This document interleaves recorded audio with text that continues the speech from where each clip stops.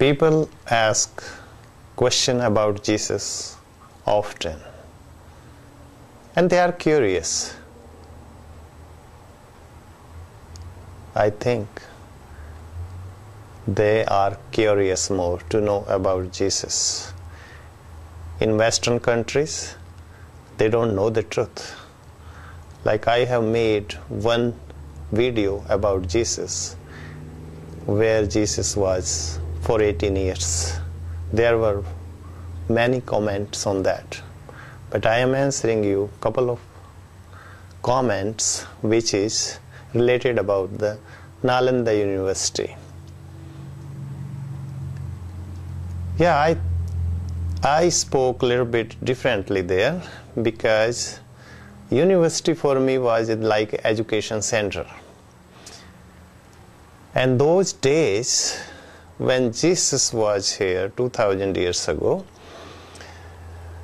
there was a center of education in Nalanda, and Nalanda was flourished, prosperous city.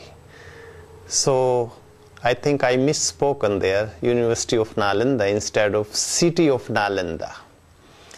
City of Nalanda was the education center, and many people used to go there. It was free education, whatever I spoke in the first video. But I am correcting myself that it was City of Nalanda, not University of Nalanda. Yeah, it existed university before that. It was called Takshila University. Now it is in Pakistan or in Afghanistan somewhere. So this city, Nalanda city was very popular, and it was established almost 250 years before Christ, means 2250 years ago, 2250 years ago. And it was the center of business, it was the center of education. That's why Joseph sent Jesus there with the business people, but for his education. The second comment I want to tell you, that people are writing too much that he was the son of God. Why he need education? Why he need to go to India? My friends, first of all, you have to think, even he was son of God, he has to behave like human being. He was in human body. And he needs education, he needs languages, he needs to be well versed. So his father Joseph did the right thing. And he was born close to India, not close to America. That is sure. He can travel to India because if there was an education center, why not to go there? And that's what Joseph did the right thing. And he became well versed. That's what he started teaching, the concept of love. Love means feel oneness with every living being. That is the wider concept. Don't make it very narrow concept or very small concept. The concept of love is very, very big. It is like a non-violence. That's what he learned. And maybe he tried to translate non-violence, concept of non-violence into Hebrew language or Aramaic language, I think. And that's what he couldn't find the word about non-violence. Gandhi was right to use the word. Instead of non-violence, he used the word ahimsa. Jesus could have used word too, the same word, ahimsa, whatever he learned. But he didn't occur to him that time. But anyway, somehow, he started.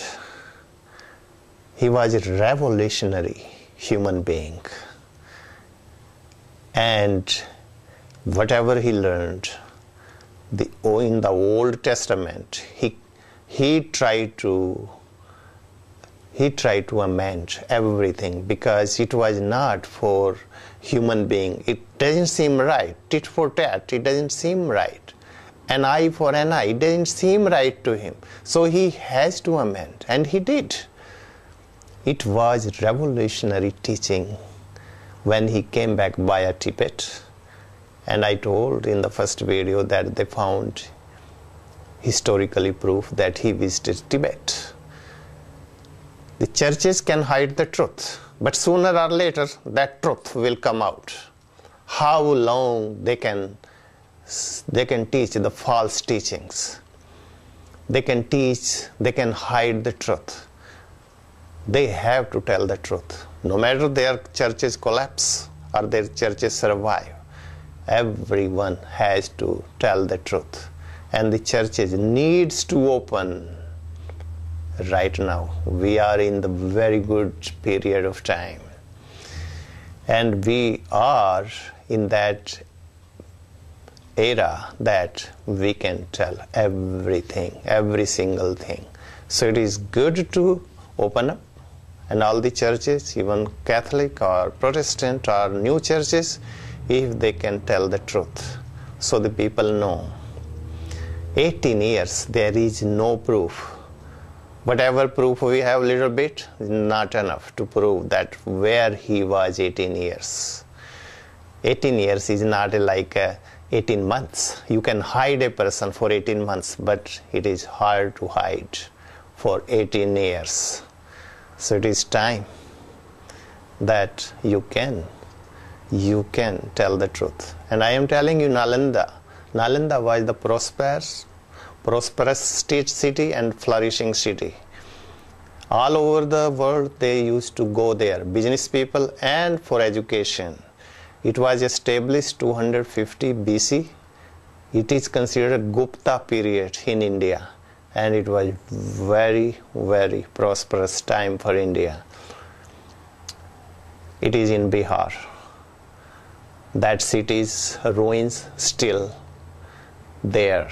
It tells its own story still.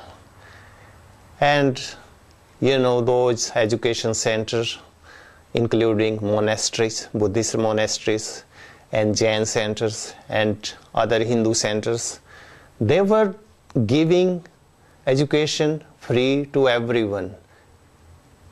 They didn't have anything about race, color, or creed. Whoever goes there get the education. And that's what they did. If Jesus went, they taught him. And maybe Jesus was not fully white. How do you know? There is no Jesus picture, the real picture. Because there was no picture available those days. There was no camera, there was no technology.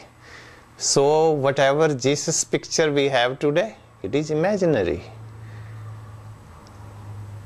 So how do you know? If you go in different area, they painted Jesus like a black, white paints like a white. So it is difficult to that what color he was even. So it is difficult to tell.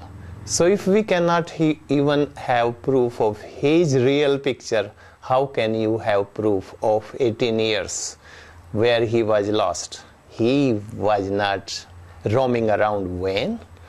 His father was very smart and very, very wise person. He sent him for the education. And he got the education. Jesus was really revolutionary. And he created revolution in the society where they needed more. Romans were pissed off. Pagans were pissed off. But he was the bravest person. He didn't care if they kill him or if they don't kill him. But he told the truth. That was Jesus.